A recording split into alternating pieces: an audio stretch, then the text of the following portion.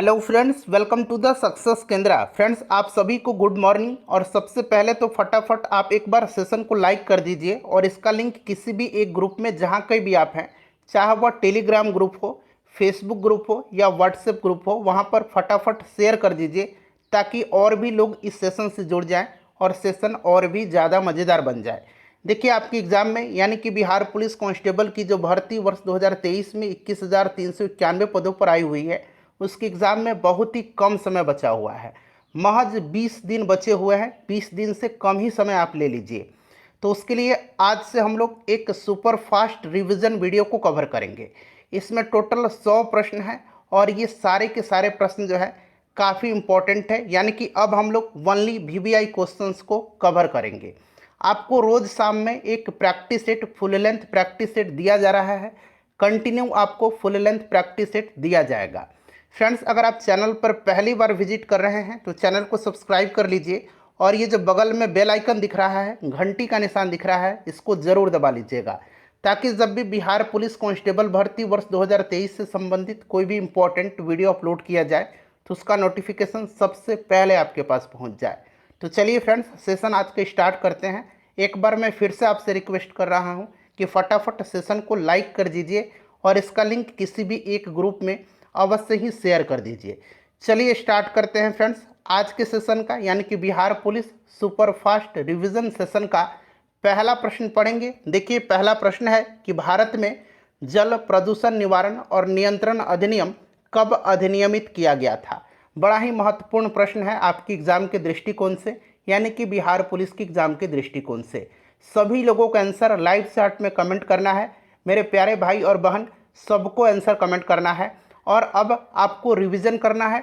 जो चीज़ आपका छूट गया है, बचा हुआ है, जिसको आपने नहीं देखा है, उसको आप एक बार पढ़ लीजिए, एक नज़र पढ़ लीजिए। ज़्यादा से ज़्यादा रिवीजन करिए जो आपने पहले से पढ़ा हुआ है।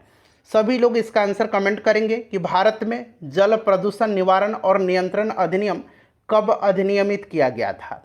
देखिए, जो भी मैं एक्सप्लेन करूंगा उसको ध्यानपूर्वक अवश्य ही सुनिएगा। इससे क्या होगा कि एक प्रश्न के साथ साथ आपके 2 से 3 प्रश्न जो हैं कवर होते चलेंगे। तो यहाँ पर ध्यान दीजिएगा। देखिए, जल प्रदूषण के नियंत्रण और रोकथाम तथा देश में पानी की उच्च गुणवत्ता बनाए रखने हेतु वर्ष 1974 में यानी कि 1974 में जल प्रदूषण निवारण और नियंत्रण अधिनियम अधिनियमित किया गया था। इसका correct answer option number C हो जाएगा, 1974। ध्यान रखेंगे, बहुत ही इंपॉर्टेंट क्वेश्चन है। अच्छा, यहाँ पर ध्यान रखेंगे 1972 में वन्य जीव संरक्षण अधिनियम को लागू किया गया था। वन्य जीव संरक्षण अधिनियम कब अधिनियमित किया गया था? तो 1972 में। 1973 में प्रोजेक्ट टाइगर की शुरुआत हुई थी, आपको भली भांति याद भी है। और 1986 में जो है पर्यावरण संरक्षण अधिनियम को लागू किया गया था। सभी पॉइंट्स को फ्रेंड्स ध्यान रखेंगे। इस तरह से एक प्रश्न जो है आपके एग्जाम में पूछा जाता है। चलिए, बिल्कुल बिहार पुलिस का ही पैटर्न है। दूसरा प्रश्न है कि आधे अधूरे प्रसिद्ध उपन्यास के लेखक कौन है। आधे अधूरे प्रसिद्ध उपन्यास के लेखक कौन है। चूंकि हम लोग 100 प्रश्न को कवर करेंगे इस सेशन में, तो थोड़ा आप लोग जल्दी जल्दी आंसर कमेंट करिए ताकि जल्दी से हम लोग सेशन को कवर कर लें, सेशन काफ़ी लंबा ना हो। चलिए, आधे अधूरे प्रसिद्ध उपन्यास के लेखक कौन है? तो आधे अधूरे प्रसिद्ध उपन्यास के लेखक जो हैं ये मोहन राकेश हैं। ऑप्शन बी राइट आंसर हो जाएगा। अच्छा, महादेवी वर्मा की कुछ रचनाएं हैं, याद रखेंगे, जैसे कि नीरजा। नीरजा पूछा जाएगा कि किसकी रचना है, तो महादेवी वर्मा का। उसके बाद दीप शिखा भी इन्हीं की रचना है, दीप शिखा। इसे भी आप अवश्य ही ध्यान रखिएगा। चलिए नेक्स्ट क्वेश्चन करेंगे। अगला प्रश्न है 3 नंबर प्रश्न है कि लीग ऑफ नेशंस कब अस्तित्व में आया था। लीग ऑफ नेशंस कब अस्तित्व में आया था? सभी लोग आंसर कमेंट करेंगे। और इन 100 प्रश्नों में से अगर आप 65 भी करेक्ट कर लेते हैं तो समझिए कि आपकी तैयारी बेहतरीन है। आप प्रयास करिए कम से कम 70 लाने का। काफ़ी अच्छे लेवल के प्रश्न आपको देखने को मिलेंगे। बताइए, लीग ऑफ नेशंस कब अस्तित्व में आया था? देखिए फ्रेंड्स, ध्यान दीजिए, प्रथम विश्व युद्ध के बाद अंतर्राष्ट्रीय शांति और सुरक्षा स्थापित करने के लिए, ताकि जो प्रथम विश्व युद्ध हुआ था इस तरह की घटनाएं भविष्य में न हो, इसी को ध्यान में रखते हुए 10 जनवरी 1920 को 10 जनवरी 1920 को लीग ऑफ नेशंस की स्थापना की गई थी। इम्पॉर्टेंट है, काफ़ी इम्पॉर्टेंट है, इसको आप VBI लगा लीजिए, इसको आप निश्चित ध्यान रखेंगे। चलिए नेक्स्ट क्वेश्चन है हमारा कि केप ऑफ गुड होप को किसने खोजा था। केप ऑफ गुड होप को किसने खोजा था। बिहार पुलिस का यह सुपर फास्ट रिवीजन सेशन है और रोज़ यह सेशन आपके लिए लेकर के मैं आऊँगा। अगर आपका सहयोग बेहतरीन तरीके से प्राप्त होगा तो मुझे मोटिवेशन मिलेगा और कंटेंट आपके लिए रेगुलर आता रहेगा। देखिए केप ऑफ गुड होप की खोज जो है यह किसने किया था, तो यह पुर्तगाली खोजी यात्री था बार्थोलोम्यू डियाज। इसी ने जो है केप ऑफ गुड होप को खोजा था। और केप ऑफ गुड होप जो है यह पूर्वी एशिया और यूरोप को अफ्रीका के दक्षिणी भागों से जोड़ता है, इससे भी आप ध्यान रखेंगे। अच्छा, अमेरिका की खोज किसने किया था, जरा आप कमेंट करके बताएंगे। भारत के समुद्री मार्ग की खोज वास्को डिगामा ने किया था। अमेरिका का जरा आप कमेंट करके मुझे बता दीजिएगा, ठीक है। चलिए नेक्स्ट क्वेश्चन है हमारा। अगला प्रश्न है कि किसी पदार्थ के विलयन को गर्म करने पर उसकी विलेयता पर निम्नलिखित में से क्या प्रभाव पड़ता है। सभी सब्जेक्ट के प्रश्न इसमें है, साइंस का भी है, हिस्ट्री भी है, ज्योग्राफी भी है, पॉलिटी भी है, इकोनॉमिक्स भी है, ठीक है। चलिए बताइएगा कि किसी पदार्थ के विलयन को गर्म करने पर उसकी विलेयता पर निम्नलिखित में से क्या प्रभाव पड़ता है। चलिए यहाँ पर ध्यान दीजिएगा। देखिए किसी पदार्थ को गर्म करने पर, किसी भी पदार्थ को गर्म करने पर उसमें और अधिक पदार्थ घोला जा सकता है, यानी कि उसकी विलेयता क्या होगी, उसमें और अधिक पदार्थ घोला जा सकता है, यानी कि उसकी विलेयता बढ़ जाएगी। तो गर्म करने पर बढ़ती है। अच्छा, एक इम्पॉर्टेंट पॉइंट्स आप ध्यान रखेंगे स्टार मार्क लगा करके कि जब विलयन में कोई पदार्थ एक सीमा के बाद और अधिक नहीं घोला जा सकता है, जब किसी विलयन में कोई पदार्थ एक सीमा के बाद और अधिक नहीं घोला जा सकता है, ऐसा विलयन को संतृप्त विलयन कहा जाता है। ऐसा विलयन को संतृप्त विलयन कहा जाता है, इससे भी आप ध्यान रखिएगा। चलिए फ्रेंड्स, प्लीज़ एक बार सेशन को लाइक कर दीजिए। मैं आपसे हाथ जोड़ के रिक्वेस्ट कर रहा हूँ। आप सभी को शिक्षक दिवस की हार्दिक शुभकामनाएं। निरंतर आप प्रयास करिए, हम सभी की शुभकामनाएं आपके साथ जुड़ी हुई हैं। निश्चित रूप से आपको सफलता ईश्वर प्रदान करेंगे। चलिए वीडियो को एक बार लाइक कर दीजिए और इसको ज़्यादा से ज़्यादा शेयर कर दीजिएगा। हाल ही में न्यूजीलैंड के नए प्रधानमंत्री कौन बने हैं। न्यूजीलैंड के प्रधानमंत्री कौन बने हैं, न्यूजीलैंड के वर्तमान में प्रधानमंत्री कौन हैं, बताइए। सभी लोग आंसर कमेंट करिएगा। देखिए न्यूजीलैंड के प्रधानमंत्री जो हैं यह क्रिप्स हिपकिंस हैं। इससे पहले जेसिंडा अर्डन थी, लेकिन अब क्रिप्स हिपकिंस हैं। न्यूजीलैंड की राजधानी कहाँ पर है, तो न्यूजीलैंड की राजधानी जो है ये वेलिंगटन है, इसे भी आप जरूर याद रखेंगे। चलिए, और न्यूजीलैंड में कौन सा घास का मैदान है, तो कैंटबरी घास का मैदान जो है यह न्यूजीलैंड में है। साथ साथ इसे भी आप ध्यान रखते चलिएगा। चलिए क्वेश्चन नंबर 7 है कि इंग्लैंड ने अमेरिका पर, देखिए काफ़ी इंपॉर्टेंट क्वेश्चन है, ऑलरेडी बिहार पुलिस में यह पूछा जा चुका है। इंग्लैंड ने अमेरिका पर स्टाम्प एक्ट किस वर्ष में लागू किया था। इंग्लैंड ने अमेरिका पर स्टाम्प एक्ट किस वर्ष लगाया था। देखिए स्टाम्प एक्ट जो था यह 1765 में लागू किया हुआ था। 1765 का स्टाम्प एक्ट जो था यह ग्रेट ब्रिटेन की संसद की एक अधिनियम था जिसने अमेरिका में ब्रिटिश उपनिवेशों पर प्रत्यक्ष कर लगाया था। राइट आंसर इसका 1765 ईस्वी हो जाएगा। किसी भी प्रश्न में अगर आप डाउट है तो क्वेश्चन नंबर लिख करके कमेंट करिएगा। चलिए कमेंट बॉक्स में जाकर के कमेंट करिएगा, लाइव चैट में नहीं। कहीं डाउट है तो आप कमेंट बॉक्स में कमेंट करिएगा। चलिए इनमें से कौन संयोजी उत्तक का उदाहरण है, यानी कि कनेक्टिंग टिश्यू का एग्जाम्पल है। ये प्रश्न बार बार पूछा जाता है। अच्छा, कनेक्टिंग टिश्यू जो होता है यह उत्तक मानव शरीर में, यानी कि संयोजी उत्तक मानव शरीर में एक अंग से दूसरे अंग को जोड़ने का कार्य करता है और यह प्रत्येक अंग में पाया जाता है। संयोजी उत्तक, स्टार पॉइंट लगा करके इसको ध्यान रखेंगे। संयोजी उत्तक का मुख्य घटक अगर पूछा जाएगा, संयोजी उत्तक का मुख्य घटक क्या है, तो यह कोलेजन नामक प्रोटीन है। कोलेजन नामक प्रोटीन इसका मुख्य घटक होता है संयोजी उत्तक का। संयोजी उत्तक के एग्जाम्पल अस्थि यानी कि बोन, उपास्थि और रक्त, सभी हो जाएगा। ऑप्शन नंबर डी, इनमें से सभी करेक्ट आंसर हो जाएगा। चलिए मैं प्रयास करूंगा आपको अच्छे से समझाते चलूँ। इससे बेहतरीन सेशन, इससे बेहतरीन तरीके से आपको पूरे यूट्यूब पर कोई नहीं बताएगा। आप जाइए और देखिए, कंपेयर करिए, जहां आपको अच्छा लगता है वहां पर पढ़िए, आप बिल्कुल स्वतंत्र हैं। मॉन्ट्रियल प्रोटोकॉल किससे संबंधित है? मॉन्ट्रियल प्रोटोकॉल किससे संबंधित है? अच्छा, मॉन्ट्रियल प्रोटोकॉल बड़ा ही महत्वपूर्ण है। देखिए ध्यान से सुनिएगा, मॉन्ट्रियल प्रोटोकॉल जो है, इस पर हस्ताक्षर कब किया गया था? यह हस्ताक्षरित कब हुआ था? तो 16 सितंबर 1987 को इस पर हस्ताक्षर किया गया था, और इसीलिए प्रत्येक वर्ष 16 सितंबर के दिन विश्व ओजोन दिवस मनाया जाता है। अब आप समझ गए होंगे कि मॉन्ट्रियल प्रोटोकॉल किससे संबंधित है, तो ओजोन परत के संरक्षण से। यह हस्ताक्षरित हुआ था 16 सितंबर 1987 को, और इसीलिए प्रत्येक वर्ष 16 सितंबर को विश्व ओजोन दिवस मनाया जाता है।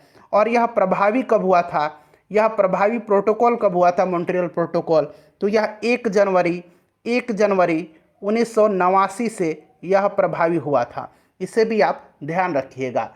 चलिए 10 नंबर प्रश्न है कि फेफड़ों का सफ़ेद कैंसर किसके कारण होता है? फेफड़ों का सफ़ेद कैंसर नामक रोग जो है, यह किसके कारण होता है? देखिए, यह जो सफ़ेद कैंसर है, इसको मेसोथैलियोमा भी कहा जाता है। यहाँ मैं लिख देता हूँ मेसोथैलियोमा, इसको मेसोथैलियोमा भी कहा जाता है। और यह सफ़ेद कैंसर जो होता है, यह होता है किसके कारण? तो मुख्यतः एस्बेस्टस फाइबर के श्वसन के साथ फेफड़ों में एकत्रित होने के कारण होता है। तो एस्बेस्टस इसका राइट आंसर हो जाएगा। एक इटाई इटाई रोग है। इटाई इटाई रोग जो होता है, ये कैडमियम के कारण होता है। और एक मिनी माता रोग है, एक मिनी माता रोग है। यह मिनी माता रोग, यह पारा यानी कि कहिए मरकरी, या इसका सिंबल है Hg, इसकी अधिकता के कारण होता है, मिनी माता। क्लियर? चलिए फ्रेंड्स, एक बार सेशन को प्लीज लाइक कर दीजिए। देखिए, कॉपर के किस मिश्र धातु में जिंक नहीं होता है? जरा ध्यान से पढ़िएगा, कॉपर के किस मिश्र धातु में जिंक नहीं होता है? चलिए एक एक करके यहाँ पर हम देख लेते हैं। पीतल जो होता है, यह किसका मिश्र धातु है? पीतल जो है, ये कॉपर और जिंक का मिश्र धातु है। जर्मन सिल्वर किसका मिश्र धातु है? तो यह कॉपर, जिंक और निकिल का मिश्र धातु है। बेल मेटल यानी कि बेल धातु जो होता है, यह कॉपर और टीन का मिश्र धातु है। और गन मेटल जो है, गन मेटल, यह कॉपर, टीन और जिंक का मिश्र धातु है। प्रश्न में पूछा गया है किसमें से किसमें जो है जिंक नहीं होता है? तो यहाँ पर जिंक है, यहाँ पर जिंक है, यहाँ पर जिंक है। तो किसमें जिंक नहीं है? बेल धातु में जिंक नहीं है। ठीक है, और ये सारे कॉपर के मिश्र धातु में, कॉपर यहाँ पर भी है, यहाँ पर भी है, यहाँ पर भी है, यहाँ पर भी है। क्लियर? चलिए,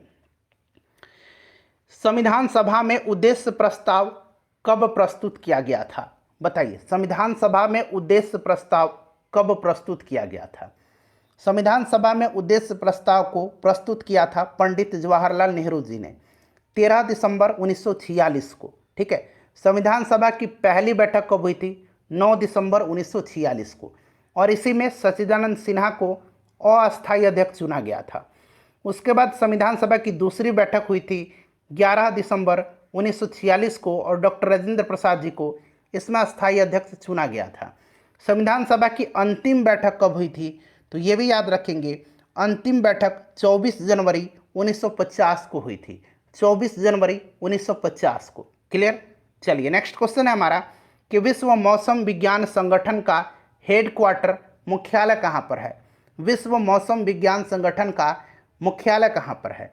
देखिए, विश्व मौसम विज्ञान संगठन की स्थापना अगर पूछेगा तो 23 मार्च 1950 को हुई थी। आप सन याद रखिएगा, 1950 को।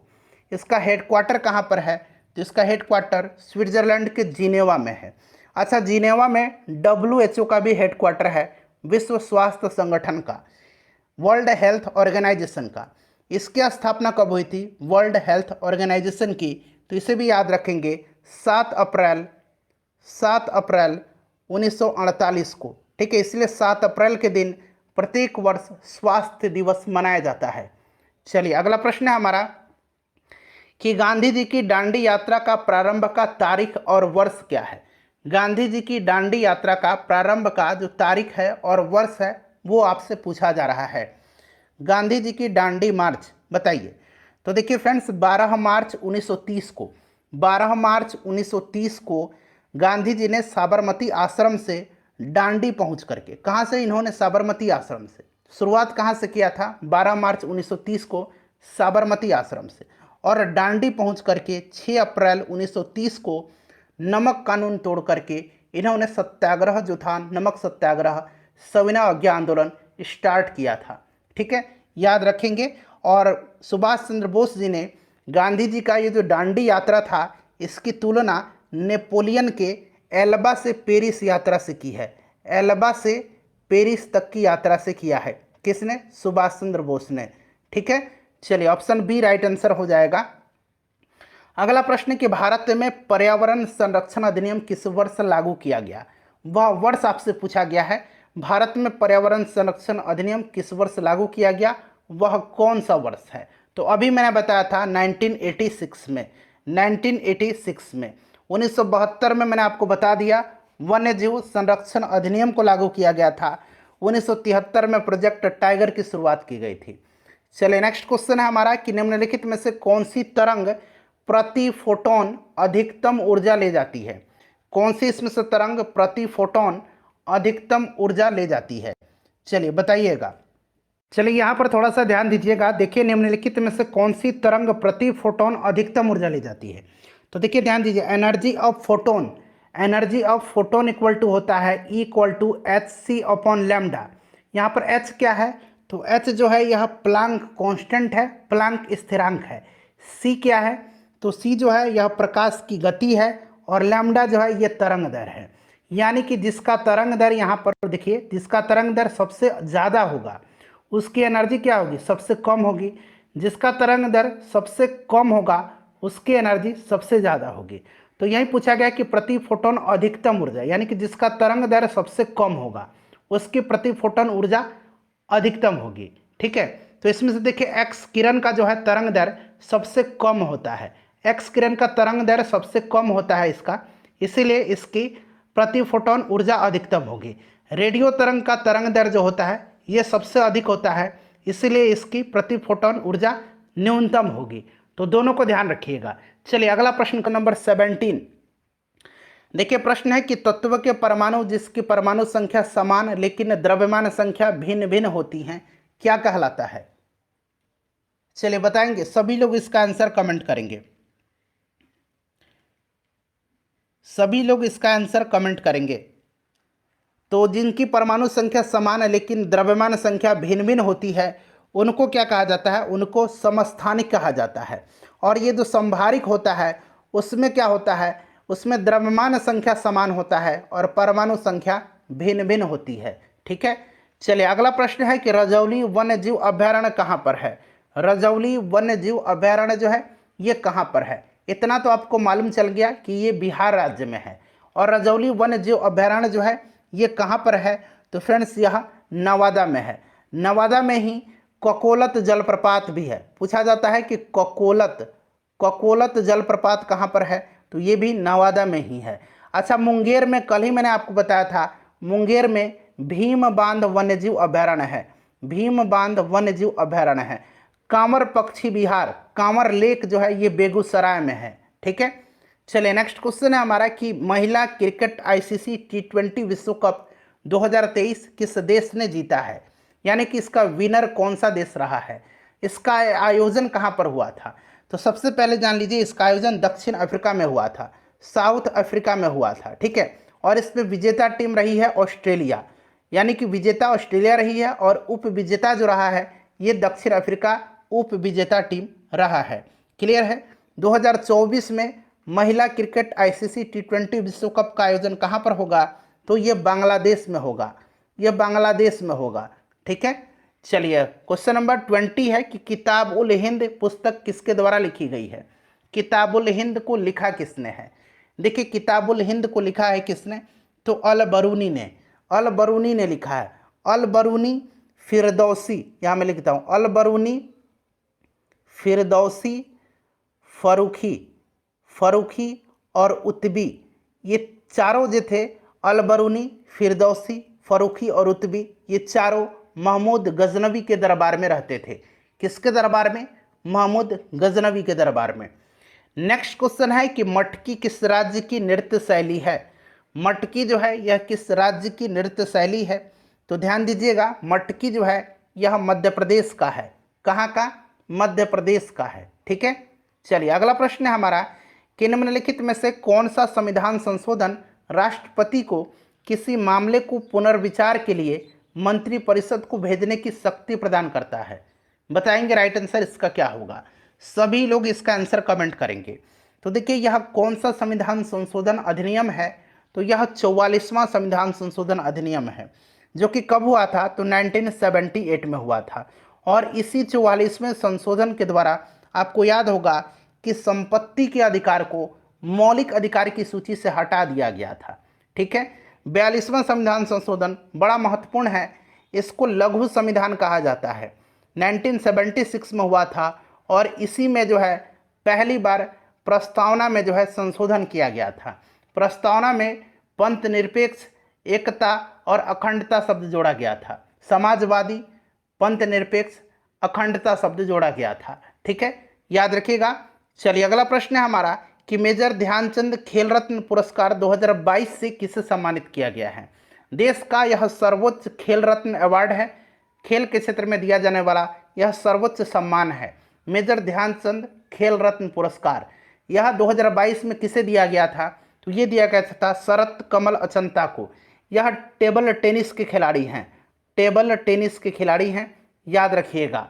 चलिए क्वेश्चन नंबर 24 है कि अंतर्राष्ट्रीय जैव विविधता दिवस किस तारीख को मनाया जाता है? अंतर्राष्ट्रीय जैव विविधता दिवस बताइए। इंटरनेशनल बायोडाइवर्सिटी डे कब मनाया जाता है? तो फ्रेंड्स यह प्रत्येक वर्ष मनाया जाता है 22 मई के दिन। इस वर्ष इसका थीम क्या था? तो इस वर्ष इसका थीम था from agreement to action, from agreement to action build back biodiversity. From agreement to action build back, यहाँ मैं लिखता हूँ बिल्ड बैक बायोडाइवर्सिटी, याद रखिएगा। 22 अप्रैल को पृथ्वी दिवस मनाया जाता है, 22 मार्च को जल दिवस मनाया जाता है और 22 मार्च को बिहार दिवस भी मनाया जाता है। 1 दिसंबर को विश्व एड्स दिवस मनाया जाता है। चलिए अगला प्रश्न है कि कीर्तिलता किसकी रचना है? VVI क्वेश्चन है। कीर्तिलता किसकी रचना है? कीर्तिलता, पदावती, कीर्ति पताका, ये भी याद रखेंगे, कीर्ति पताका, ये सभी रचनाएं जो हैं ये मैथिल कोकिल विद्यापति जी का है। विद्यापति जी को मैथिल कोकिल के नाम से जाना जाता है, ध्यान रखिएगा। चलिए गौतम बुद्ध के संवादों की भाषा क्या थी? अच्छा, गौतम बुद्ध ने जो पहला उपदेश दिया था इन्होंने कहाँ पर? तो पहला उपदेश इन्होंने सारनाथ में दिया था, ऋषिपत्तनम में दिया था। क्या कहलाया? तो यह धर्मचक्र प्रवर्तन कहलाया। सर्वाधिक उपदेश इन्होंने कहाँ पर दिया था? तो सर्वाधिक उपदेश इन्होंने श्रावस्ती में दिया है। क्लियर है? इनकी उपदेशों की भाषा जो है ये क्या है? तो ये पाली भाषा है। क्लियर? चलिए, भूमध्य रेखा निम्नलिखित में से किस देश से होकर के नहीं गुजरती है? भूमध्य रेखा को विषुवत रेखा भी कहा जाता है। 0 डिग्री अक्षांश पर स्थित यह एक काल्पनिक रेखा है। 0 डिग्री अक्षांश पर स्थित यह एक काल्पनिक रेखा है। और भूमध्य रेखा जो है यह टोटल 13 देशों से होकर के गुजरती है और टोटल 3 महाद्वीपों से होकर के गुजरती है। इन 3 महाद्वीप जिनसे होकर के गुजरती है ये दक्षिण अमेरिका है, अफ्रीका है और एशिया महाद्वीप है। क्लियर? किस देश से होकर के यह नहीं गुजरती है? तो यह मैक्सिको से होकर के नहीं गुजरती है। चलिए 28 नंबर है कि नागफनी के पौधों में प्रकाश संश्लेषण निम्नलिखित में से किस भाग में होता है? सभी लोग इसका आंसर कमेंट। देखिए सेशन लंबा हो सकता है लेकिन बड़ा ही महत्वपूर्ण है, इसको आप पूरा देखिए। नागफनी पौधे के में प्रकाश संश्लेषण किस भाग में होता है? तो ये तने में होता है। ध्यान रखिएगा, यह एक मरुस्थलीय पौधा है नागफनी। निम्नलिखित में से कौन से सजीवों, जंतु और पौधे, जंतु और पौधे दोनों सजीव में आते हैं? ये आपको पता है, दोनों के लक्षणों में सम्मिलित है। तो कौन सा इसमें सजीव यानी कि जंतु और पौधे दोनों के लक्षणों में सम्मिलित है? तो उद्दीपन के प्रति अनुक्रिया, प्रजनन, उत्सर्जन, श्वसन, ये सभी जो है ये सजीवों के मुख्य लक्षण हैं। तो उपरोक्त सभी इसका राइट आंसर हो जाएगा। विटामिन डी की कमी से कौन सा रोग होता है? अच्छा, विटामिन डी को क्या कहा जाता है? तो रासायनिक नाम इसका कैल्सीफेरॉल होता है। और विटामिन डी की कमी से रिकेट्स होता है, रिकेट्स और ऑस्टियोपोरोसिस, याद रखिएगा, ठीक है। स्कर्वी विटामिन सी की कमी से होता है, बेरी विटामिन बी की कमी से होता है, रतौंधी विटामिन ए की कमी से होता है। नेक्स्ट क्वेश्चन है हमारा कि निम्नलिखित में से कौन सा प्रकाश संश्लेषण की क्रिया के लिए आवश्यक नहीं है? कौन सा इसमें से प्रकाश संश्लेषण की क्रिया के लिए आवश्यक नहीं है? तो देखिए, क्लोरोफिल आवश्यक है, कार्बन डाइऑक्साइड आवश्यक है, प्रकाश आवश्यक है, ठीक है, ऑक्सीजन इसमें आवश्यक नहीं है। क्लियर? चलिए, इंद्रावती टाइगर रिजर्व किस राज्य में है? इंद्रावती टाइगर रिजर्व, अच्छा, बिहार में वाल्मीकि टाइगर रिजर्व है जो कि पश्चिम चंपारण जिला में है, ठीक है, याद रखिएगा। पश्चिम चंपारण में उदयपुर वन्यजीव अभयारण्य है, पश्चिम चंपारण में सरयमन झील है, ये सब पॉइंट याद रखिएगा, ठीक है। भीम बांध वन्यजीव अभयारण्य मुंगेर में है, नागी नकटी पक्षी विहार जमुई में है, ठीक है। चलिए, इंद्रावती टाइगर रिजर्व ये छत्तीसगढ़ में है। अच्छा, छत्तीसगढ़ में एक प्रसिद्ध कोयला की खदान है, एक प्रसिद्ध कोयला की खदान है, इसका नाम याद रखिएगा, हो सकता है आपसे पूछ लिया जाए, गेवरा ओसी। गेवरा ओसी खदान कहाँ पर है, या सिर्फ गेवरा ही आपसे पूछा जाए कि गेवरा खदान कहाँ पर है, तो याद रखिएगा छत्तीसगढ़ में है। चलिए, नेक्स्ट क्वेश्चन है कि संयुक्त राष्ट्र संघ की स्थापना किस तिथि को हुई थी? आपसे डेट पूछा जा रहा है। चलिए, आप सन भी लिख करके कमेंट कर दीजिएगा। बताइए, सभी लोग आंसर कमेंट करिएगा। संयुक्त राष्ट्र संघ की स्थापना जो है किस तारीख और किस सन में हुई थी? तो ये 24 अक्टूबर 1945 को हुई थी, 24 अक्टूबर के दिन। इसका हेडक्वार्टर कहाँ पर है? तो इसका हेडक्वार्टर न्यूयॉर्क में है, न्यूयॉर्क में है, ठीक है। चलिए, एंटोनियो गुटेरस इसके महासचिव हैं। कांवर झील, देखिए प्रश्न आ गया कि कांवर झील बिहार की किस जिला में है? तो देखिए, ये जो कांवर झील जो है, कांवर लेक जो है, यह मैंने बताया बेगूसराय में है और बिहार का यह पहला रामसर स्थल है, ठीक है। चलिए, नेक्स्ट क्वेश्चन है हमारा कि बिहार में भारतीय राष्ट्रीय कांग्रेस का पहला अधिवेशन कब हुआ था? बिहार स्पेशल का मैंने 3 वीडियो कवर कराया हुआ है, आप सर्च कर लीजिए Bihar police, Bihar special, success केंद्रा, आपको वीडियो मिल जाएगा। या फिर आप चैनल पर चले जाइए, या फिर लिंक डिस्क्रिप्शन में है, वहाँ क्लिक करके देख लीजिए। देखिए, भारतीय राष्ट्रीय कांग्रेस का पहला अधिवेशन बिहार में जो हुआ था, ये 1912 में हुआ था। कहाँ पर? तो ये बांकीपुर पटना में हुआ था, ठीक है। इसकी अध्यक्षता RN माधोलकर ने किया था। दूसरा 1922 में हुआ था, कहाँ पर? तो गया में। इसकी अध्यक्षता CR दास ने किया था, यानी कि चितरंजन दास ने किया था। नेक्स्ट क्वेश्चन हमारा कि बिहार सरकार के मिशन 5.0 का संबंध किससे है? मिशन 5.0 का संबंध किससे है? तो फ्रेंड्स, इसका संबंध जो है, ध्यान रखिएगा, किससे है? तो ये वृक्षारोपण से संबंधित है। यह जो मिशन 5.0 है, इसके तहत 5 करोड़ वृक्ष लगाने का लक्ष्य रखा गया है बिहार सरकार के द्वारा। रक्षा अनुसंधान एवं विकास संगठन यानी कि DRDO की बात की जा रही है, इसका हेडक्वार्टर कहाँ पर स्थित है? अच्छा, DRDO का हेडक्वार्टर, जरा पहले आप इसरो का हेडक्वार्टर बता दीजिए, इसरो का हेडक्वार्टर कहाँ पर है? इसरो के हेडक्वार्टर को कहाँ पर है, बताइए। देखिए, DRDO का स्थापना कब हुआ था? तो 1958 में हुआ था। इसका हेडक्वार्टर कहाँ पर है? तो नई दिल्ली में है। इसरो का हेडक्वार्टर बेंगलुरु में है, ठीक है। चलिए, 1969 में इसरो की स्थापना हुई थी। टोक्यो ओलंपिक में भारत ने कुल कितने पदक जीते थे, बताइए। अगला ओलंपिक जो होगा ये 2024 में होगा, कहाँ पर? तो फ्रांस की राजधानी पेरिस में होगा। क्लियर है? चलिए, टोक्यो ओलंपिक में भारत ने कितने मेडल जीते थे? टोटल 7 पदक जीता था भारत ने।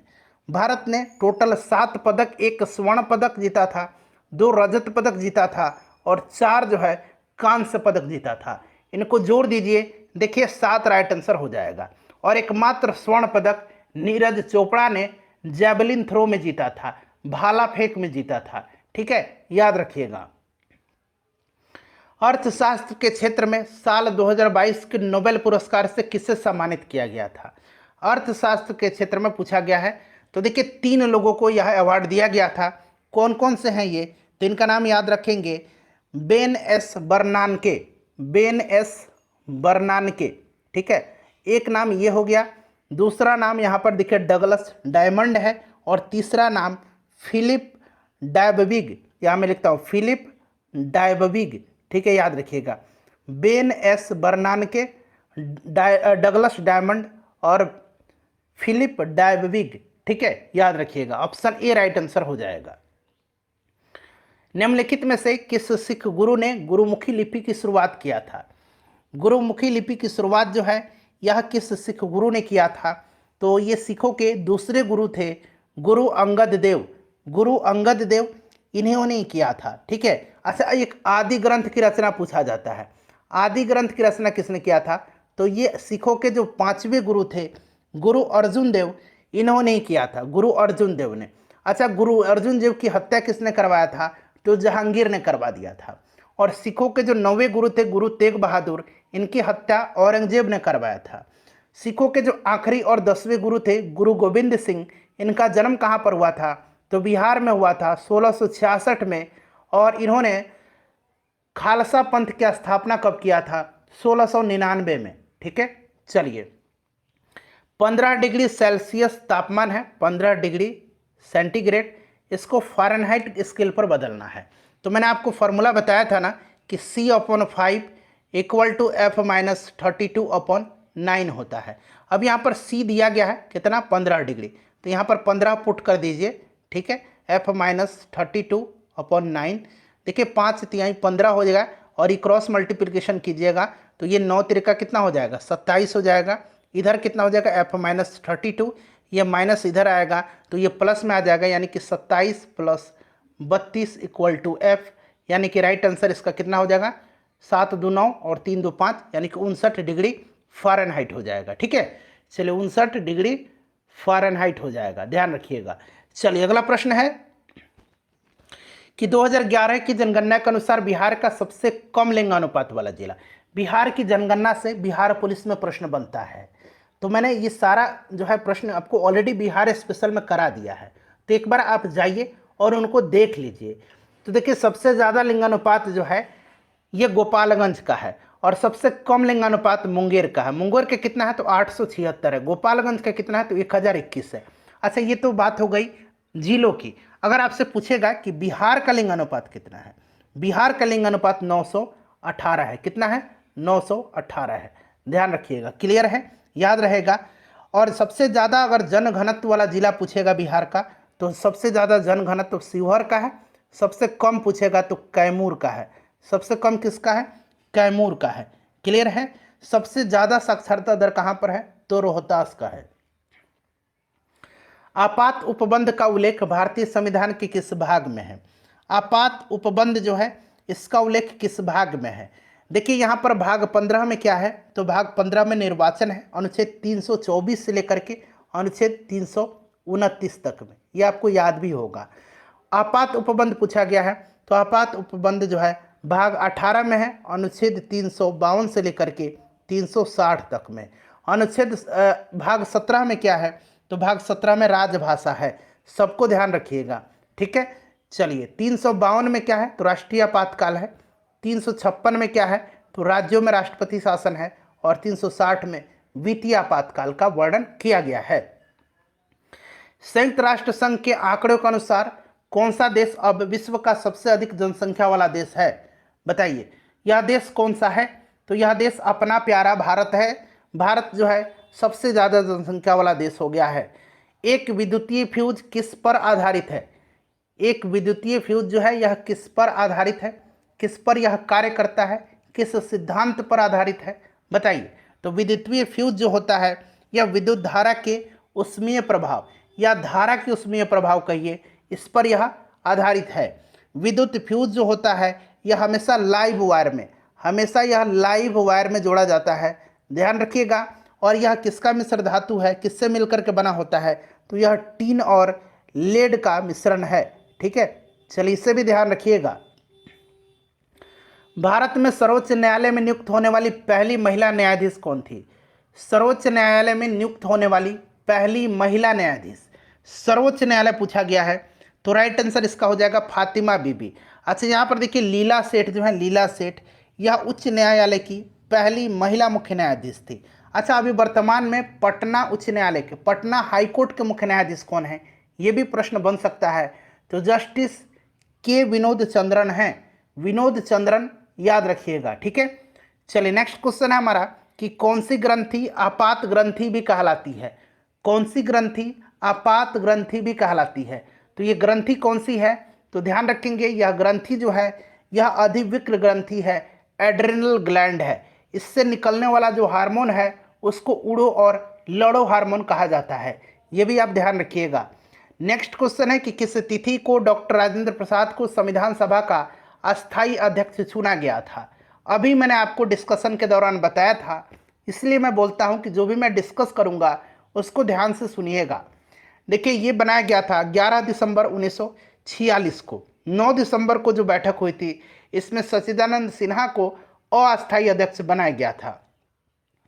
अगला प्रश्न है कि भारतीय ज्ञानपीठ पुरस्कार से सम्मानित प्रथम व्यक्ति कौन है, ज्ञानपीठ पुरस्कार से सम्मानित प्रथम व्यक्ति कौन है। तो फ्रेंड्स यह कौन है, तो यह जी शंकर कुरूप हैं। 1965 में इनको ज्ञानपीठ पुरस्कार दिया गया था, गोविंद शंकर कुरूप को। अगला प्रश्न है हमारा कि दिल्ली सल्तनत के किस शासक ने सर्वप्रथम दिल्ली को अपनी राजधानी बनाया था। दिल्ली सल्तनत के किस शासक ने सर्वप्रथम दिल्ली को अपनी राजधानी बनाया था। चलिए कमेंट करिए आंसर इसका। तो देखिए अगर बात करें हम तो 1206 में कुतुबुद्दीन ऐबक ने गुलाम वंश की स्थापना किया था, ठीक है। यानी कि कहेंगे तो दिल्ली सल्तनत की स्थापना किया था और राजधानी कुतुबुद्दीन ऐबक ने लाहौर को बनाया हुआ था। जब इल्तुतमिश शासक बना तो उसने राजधानी को लाहौर से लेकर के दिल्ली आया। तो दिल्ली किसने राजधानी बनाया, इल्तुतमिश ने, ठीक है। चलिए नेक्स्ट क्वेश्चन है हमारा कि तंजौर का राजराजेश्वर शिव मंदिर का निर्माण किसने करवाया। तंजौर का राजराजेश्वर शिव मंदिर का निर्माण किसने करवाया था, बताइए राइट आंसर क्या हो जाएगा, राइट आंसर क्या हो जाएगा। तो करेक्ट आंसर इसका राजराज प्रथम हो जाएगा। राजराज प्रथम जो था यह चोल वंश का शासक था। चोल वंश की स्थापना किसने किया था, तो विजयालय ने किया था, ठीक है। चोल वंश की राजधानी तंजौर हुआ करती थी और तंजौर के राजराजेश्वर शिव मंदिर का निर्माण राजराज प्रथम ने करवाया था। और ये जो राजराजेश्वर शिव मंदिर है इसको बृहदेश्वर मंदिर के नाम से भी जाना जाता है, इसको बृहदेश्वर मंदिर के नाम से भी, बृहदेश्वर मंदिर के नाम से भी जाना जाता है, ठीक है। चलिए 1861 में भारतीय परिषद अधिनियम के समय वायसराय कौन था। 1861 का जो भारत परिषद अधिनियम था उस समय वायसराय कौन था, तो ये वायसराय लॉर्ड कैनिंग था। और 1857 की जो स्वतंत्रता हुई थी, स्वतंत्रता संग्राम, इसी के समय वायसराय यही था, यानी कि यह अंतिम गवर्नर जनरल और यह पहला वायसराय था, ठीक है। चलिए अगला प्रश्न है हमारा कि हड़प्पा स्थल किस नदी तट पर स्थित है। हड़प्पा जो है यह किस नदी के तट पर स्थित है। मोहनजोदाड़ो, मोहनजोदाड़ो जो है यह सिंधु नदी के तट पर है और हड़प्पा रावी नदी के तट पर है, ठीक है। लोथल भोगुआ नदी के तट पर है, सब ध्यान रखना है आपको। दिल्ली के किस सुल्तान ने स्वयं को नियामत खुदाई कहा था। स्वयं को नियामत खुदाई दिल्ली के किस सुल्तान ने कहा था, तो यह सुल्तान कौन था, तो फ्रेंड्स यह था कौन, तो यह बलवन था। बलवन जो था यह कहा था कि सुल्तान को यह मानता था ऐसा कि सुल्तान को पृथ्वी पर यह अल्लाह का प्रतिनिधि यानी कि नियामत खुदाई मानता था। और बलवन के अनुसार सुल्तान का स्थान पैगंबर के बाद आता था। तो ये आपका बलवन हो जाएगा। रक्त एवं लौह की नीति इसने अपनाई थी, ठीक है, याद रखेंगे। सिजदा और पैबोस प्रथा की शुरुआत किया था। नौरोज उत्सव मनाना इसी ने शुरू करवाया था। चलिए गुलाम वंश का शासक था। बंगाल विभाजन को किसके कार्यकाल में रद्द किया गया था, तो बंगाल विभाजन हुआ था 1905 में लॉर्ड कर्जन के समय में, और ये रद्द किया गया था लॉर्ड हार्डिंग द्वितीय के समय में, जब दिल्ली दरबार का आयोजन 1911 में हुआ था, ठीक है। उस समय बंगाल विभाजन को रद्द किया गया था। अगला प्रश्न है हमारे कि निम्नलिखित में से किसने अतिरिक्त मूल्य का सिद्धांत, थ्योरी ऑफ सरप्लस वैल्यू, प्रतिपादित किया था। किसने अतिरिक्त मूल्य का सिद्धांत प्रतिपादित किया था, तो फ्रेंड्स यह किया था कार्ल मार्क्स ने। कार्ल मार्क्स ने अपनी पुस्तक दास कैपिटल में थ्योरी ऑफ सरप्लस वैल्यू को प्रतिपादित किया था। कार्ल मार्क्स की एक और रचना है, याद रखेंगे, कम्युनिस्ट मैनिफेस्टो। ठीक है, कम्युनिस्ट मैनिफेस्टो। और देखिए कार्ल मार्क्स जो थे यह वैज्ञानिक समाजवाद के जनक माने जाते हैं, याद रखेंगे इसको भी, ठीक है। चलिए कार्ल मार्क्स हो जाएगा राइट आंसर। अगला प्रश्न है कि आलमगीर नामा नामक ग्रंथ का संकलन निम्नलिखित में से किसके द्वारा किया गया। आलमगीर नामा नामक ग्रंथ का संकलन जो है यह किसके द्वारा किया गया। राइट आंसर इसका हो जाएगा मिर्जा मोहम्मद काजिम के द्वारा किया गया है, मिर्जा मोहम्मद काजिम के द्वारा, ठीक है। गुलबदन बेगम ने हुमायूं नामा लिखा है, हुमायूं नामा, ध्यान रखिएगा।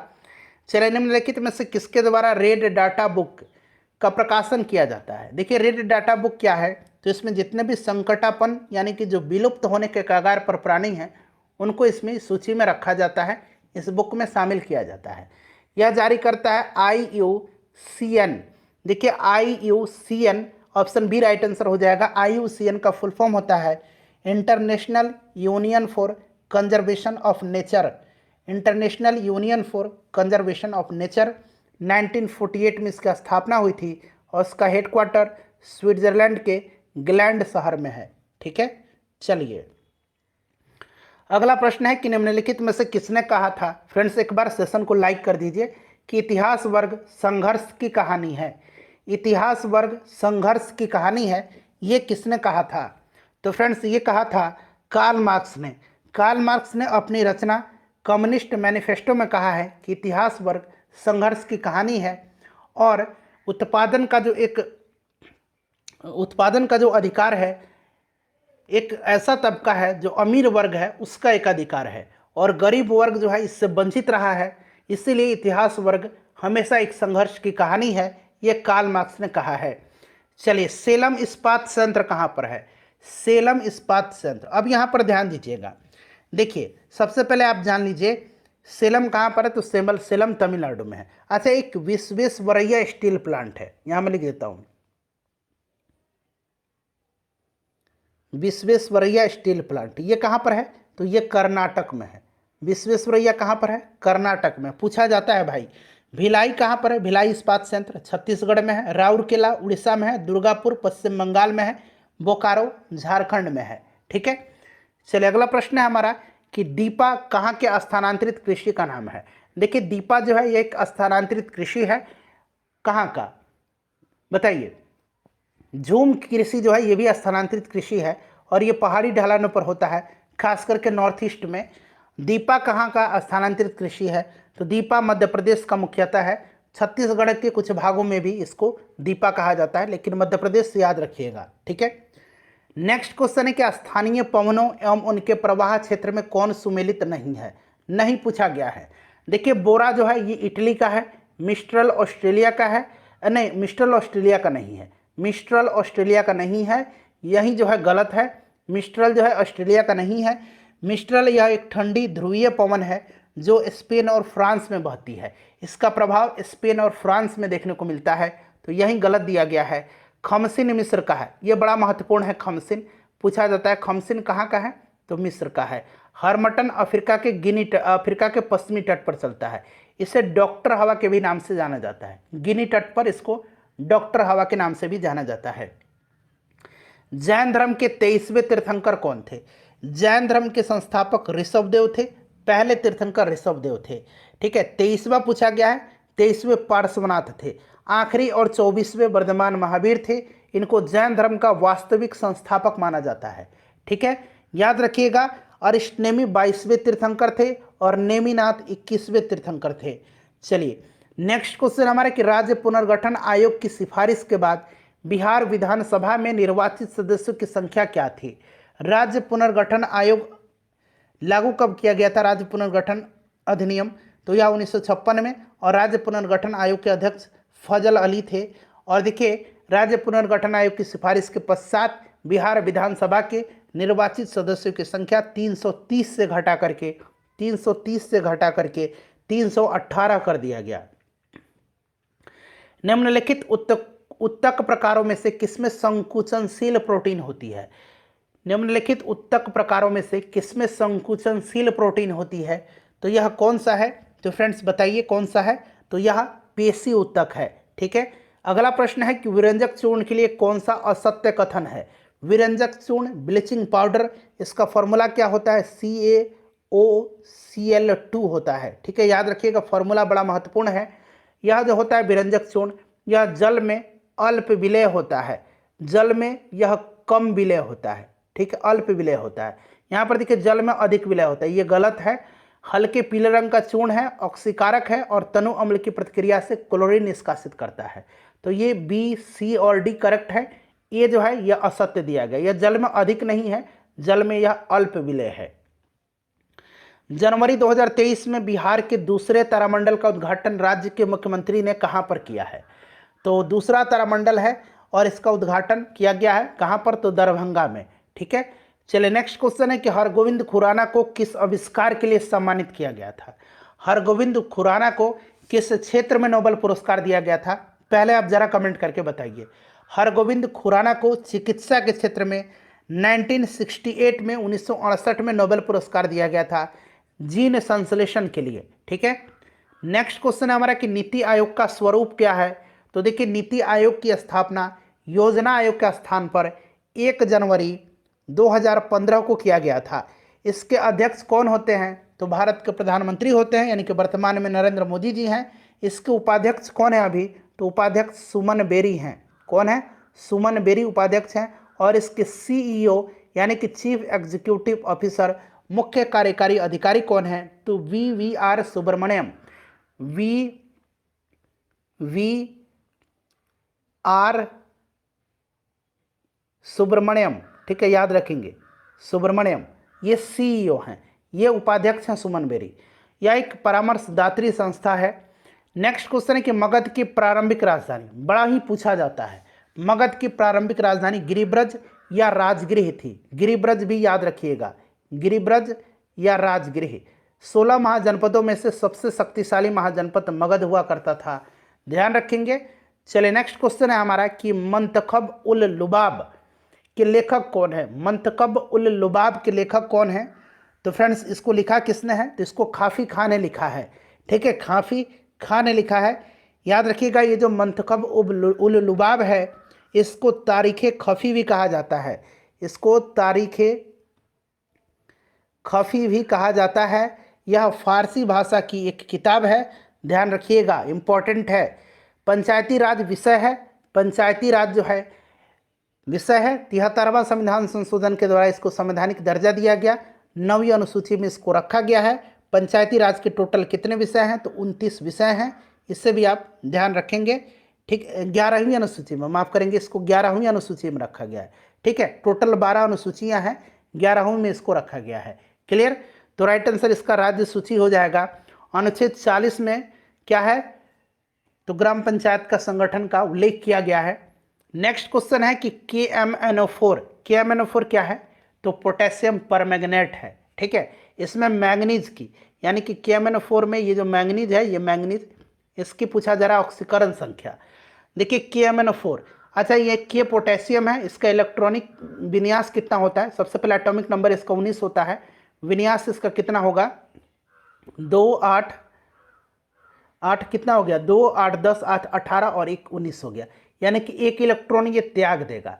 त्याग के ये स्टेबल होना चाहेगा, तो जब एक त्याग देगा तो इस पर चार्ज कितना आएगा? पॉजिटिव आएगा, यानी कि इसका वैलेंसी 1 हो जाएगा। मैंगनीज का निकालना है तो हम इसको X मान लेंगे। ऑक्सीजन का कितना होता है? तो ऑक्सीजन का एटॉमिक नंबर 6 होता है, इलेक्ट्रॉनिक 8 होता है, इलेक्ट्रॉनिक विन्यास 2 और 6 होगा, तो ये 2 ले लेगा, तो ये स्टेबल हो जाएगा। तो 2 ले रहा है, इसलिए -2 और 4 ऑक्सीजन है यहाँ पर, तो गुना 4 = 0। इसको सॉल्व कर दीजिए, तो ये देखिए 1 X और ये 4 दूना 8, लेकिन माइनस है तो -8 आएगा, = 0। अब यहाँ देखिए 1 और -8 है, तो ये -7 हो जाएगा, और ये -7 जब इधर जाएगा तो ये +7 हो जाएगा। तो मैंगनीज की ऑक्सीकरण संख्या KMnO4 में +7 है। तरीका मैंने आपको बता दिया, आप किसी का भी निकाल सकते हैं। निम्नलिखित कोयला खानों में से कौन सी मध्य प्रदेश राज्य में स्थित है? मध्य प्रदेश में इसमें से कौन सा है? तो मध्य प्रदेश में इसमें से सिंगरौली है, सिंगरौली मध्य प्रदेश में है। उमरिया भी पूछा जाता है, उमरिया कहाँ पर है? तो उमरिया भी मध्य प्रदेश में है, ध्यान रखिएगा। उसके बाद रामगढ़ और देवगढ़, रामगढ़ और देवगढ़ ये झारखंड में है। ठीक है, याद रखिएगा। लखनपुर उड़ीसा में है, लखनपुर उड़ीसा में है। कोरबा छत्तीसगढ़ में है, कोरबा छत्तीसगढ़ में है। चलिए अगला प्रश्न है कि प्रवासी भारतीय दिवस कब मनाया जाता है। प्रवासी भारतीय दिवस प्रत्येक वर्ष 9 जनवरी के दिन मनाया जाता है। ठीक है। अगला प्रश्न, किस देश को निप्पन कहा जाता था। निप्पन पुराना नाम किस देश का था, तो ये जापान का था, जापान का था। इराक का पुराना नाम क्या था, इराक का पुराना नाम मेसोपोटामिया था। थाईलैंड का पुराना नाम सियाम था। ठीक है। म्यांमार का पुराना नाम क्या था, वर्मा था। सबको ध्यान रखिएगा। चलिए, अनवीकरणीय ऊर्जा और एक नवीकरणीय होता है, नवीकरणीय। तो नवीकरणीय ऊर्जा में ये पवन, सूर्य, जल, ये सब आते हैं। अनवीकरणीय में कोयला हो जाएगा। अगला प्रश्न है कि यूक्रेन की राजधानी कहाँ पर है। बड़ा ही महत्वपूर्ण क्वेश्चन है। यूक्रेन की राजधानी कहाँ पर है, यूक्रेन की राजधानी बताना है कहाँ पर है। तो यूक्रेन की राजधानी कीव है, कीव है। अगला प्रश्न, कि निम्नलिखित में से कौन सा इसमें से मूल मात्रक नहीं है। मूल मात्रक नहीं, यानी कि फंडामेंटल यूनिट नहीं है। टोटल 7 मूल मात्रक हैं, उंगली पर काउंट करिए। यहाँ मैं लिख देता हूँ मीटर, सेकंड, उसके बाद आपका मोल, मोल के बाद आपका हो जाएगा एम्पियर, उसके बाद केल्विन, केल्विन तापमान का है सही मात्रक, केल्विन। उसके बाद कैंडेला, कैंडेला जो होता है यह ल्यूमिनस इंटेंसिटी का मात्रक है, और किलोग्राम। तो ये काउंट कर लीजिए, 1 2 3 4 5 6 7, ये 7 मूल मात्रक हैं। इसमें से देखिएगा तो कौन सा नहीं है, तो इसमें से देखिए ओम नहीं है, बाकी मीटर, सेकंड, एम्पियर ये मूल मात्रक हैं, ओम नहीं है। चलिए अगला प्रश्न है कि बिहार के कितने व्यक्तियों को 2023 में पद्मश्री अवार्ड देने की घोषणा की गई है। कितने व्यक्तियों को, तो देखिए टोटल पद्मश्री जो है, टोटल पद्म पुरस्कार की बात करें तो टोटल पद्म पुरस्कार 2023 में 106 लोगों को दिया गया है, जिसमें से 6 लोगों को पद्म विभूषण, 9 लोगों को पद्म भूषण और 91 लोगों को पद्मश्री। इसको जोड़ दीजिए, देखिए 106 आ जाएगा। टोटल 106 लोगों को पद्म पुरस्कार 2023 में दिया जाएगा, दिया गया भी है। और 3 लोगों को बिहार से दिया गया। कौन कौन से हैं, तो आनंद कुमार हैं, सुभद्रा देवी हैं और कपिल देव प्रसाद हैं। इनका नाम याद रखेंगे, एक बार और मैं रिपीट कर रहा हूं, आनंद कुमार, सुभद्रा देवी और कपिल देव प्रसाद। चलिए, पुस्ताज या पुष्टा घास का मैदान जो है ये कहाँ पर है, पुस्ताज घास का प्रदेश कहाँ पर है, ये बिहार पुलिस में पूछा जा चुका है, बताइए। तो ये हंगरी में है, हंगरी में है। ठीक है। कैंटबरी न्यूजीलैंड में है। लानोज पूछा जाता है, लानोज, लानोज जो है ये कोलंबिया और वेनेजुएला दोनों देशों में आता है। कंपास ब्राज़ील में है, कंपास ब्राज़ील में है। और पंपास याद रखेंगे अर्जेंटीना में है। चलिए नेक्स्ट क्वेश्चन है हमारा कि भारत का पहला एक्वा पार्क किस राज्य में स्थापित होगा। पहला एक्वा पार्क है, इसलिए महत्वपूर्ण है। तो ये अरुणाचल प्रदेश के सुबनसिरी में, अरुणाचल प्रदेश के सुबनसिरी में। नेक्स्ट क्वेश्चन है, रासायनिक परिवर्तन के लिए असत्य कथन छांटिए। रासायनिक परिवर्तन जो होता है यह एक अनुत्क्रमणीय परिवर्तन होता है। अनुत्क्रमणीय यानी कि जब एक फॉर्मेट से, एक स्टेट से दूसरे स्टेट में जब पदार्थ जाता है तो वो फिर से पहले स्टेट में नहीं आ सकता है, इसी को अनुत्क्रमणीय कहेंगे। हिंदी में अनुत्क्रमणीय कहा जाता है इसको। ठीक है, अनुत्क्रमणीय। तो यहाँ पर उत्क्रमणीय दिया गया, यानी कि फिर से वापस उसी स्टेट में आ जाएगा, ये गलत है। तो यही वाला जो है असत्य है, बाकी जो है ये सारे के सारे सही दिए गए। एक नया प्रोडक्ट बनता है, आंतरिक संगठन भी उसका परिवर्तित हो जाता है, और साथ ही साथ ऊर्जा में भी परिवर्तन होता है। लेकिन यह एक उत्क्रमणीय नहीं, यह एक अनुत्क्रमणीय प्रतिक्रिया है। ठीक है। नेक्स्ट क्वेश्चन है कि निम्नलिखित में से कौन सा भाग मनुष्य के नर प्रजनन तंत्र में होता है। नर प्रजनन तंत्र पूछा गया है, मादा नहीं पूछा गया है, नर पूछा गया है। तो देखिए, गर्भाशय, अंडवाहिका और अंडाशय ये मादा प्रजनन तंत्र के हिस्सा है। ठीक है। इसमें से शुक्रवाहिनी जो है, शुक्रवाहिनी ये नर प्रजनन तंत्र का भाग है। अगला प्रश्न के भारतीय संविधान के अनुच्छेद 368 का संबंध किससे है। 368 जो है यह संबंधित किससे है, तो 368 संविधान संशोधन से संबंधित है, और यह संविधान के भाग 20 में है, संविधान संशोधन से। ठीक है। आपातकाल 352 में है, राष्ट्रपति शासन 356 में है, वित्तीय आपातकाल 360 में है, 370 जम्मू कश्मीर से संबंधित था, जिसको कि अब हटा दिया गया है। ठीक है। चलिए अगला प्रश्न कि शिशुनाग ने अपनी राजधानी कहाँ बनाई थी। अच्छा, शिशुनाग ये था कौन, तो देखिए हर्यंक वंश का जो आखिरी शासक था नागदशक, हर्यंक वंश का आखिरी शासक नागदशक था, इसको अपदस्थ करके शिशुनाग ने मगध पर शिशुनाग वंश की स्थापना किया था। और इसने राजधानी को पाटलिपुत्र से हटा करके वैशाली ले गया था। तो नागदशक ने शिशुनाग ने अपनी राजधानी वैशाली ले गया और पुनः जब शिशुनाग का उत्तराधिकारी कालाशोक हुआ तो कालाशोक ने राजधानी को फिर से वैशाली से पाटलिपुत्र ले गया। अगला प्रश्न है हमारा कि मंदार पर्वत बिहार के किस जिला में है? तो मंदार बांका में है। ठीक है, बांका में है, समुद्र मंथन में इसका जिक्र किया गया है, बांका में है। नेक्स्ट क्वेश्चन है रॉकेट किसके संरक्षण के सिद्धांत पर कार्य करता है? तो रॉकेट जो है यह रेखीय संवेग संरक्षण के सिद्धांत पर कार्य करता है। अगला प्रश्न है हमारा कि निम्नलिखित में से कौन सी नदी अफ्रीका महाद्वीप में स्थित नहीं है? नील अफ्रीका में है, जाम्बेजी अफ्रीका में है, लिम्पोपो भी अफ्रीका में है। ये पोटोमैक अफ्रीका में नहीं है। पोटोमैक जो है ये उत्तरी अमेरिका में है। अमेरिका का जो वाशिंगटन शहर है, वाशिंगटन, यह पोटोमैक नदी के किनारे ही बसा हुआ है। न्यूयॉर्क जो है ये हडसन नदी के किनारे बसा हुआ है। न्यूयॉर्क हडसन और वाशिंगटन पोटोमैक नदी के किनारे। अगला प्रश्न कि मानव त्वचा का अध्ययन करने वाली विज्ञान की शाखा क्या कहलाती है? मानव त्वचा की अध्ययन करने वाली विज्ञान की शाखा क्या कहलाती है? फ्रेंड्स प्लीज़ एक बार सेशन को फिर से मैं बोल रहा हूँ, रिक्वेस्ट कर रहा हूँ, प्लीज़ लाइक कर दीजिए। तो ये डर्मेटोलॉजी कहलाती है। क्या कहलाती है? डर्मेटोलॉजी कहलाती है। चलिए अगला प्रश्न है हमारा कि लोकलेखा समिति अपने रिपोर्ट किसको प्रस्तुत करती है? लोकलेखा समिति में टोटल 22 सदस्य होते हैं, 15 जो है ये राज्यसभा से और 7 लोकसभा से। ठीक है, लोकसभा के अध्यक्ष को यह अपनी रिपोर्ट प्रकाशित करती है। चलिए नेक्स्ट क्वेश्चन है हमारा कि आनुवंशिकता का जनक कौन है? आनुवंशिकता का जनक माना जाता है ग्रेगर जॉन मेंडल को।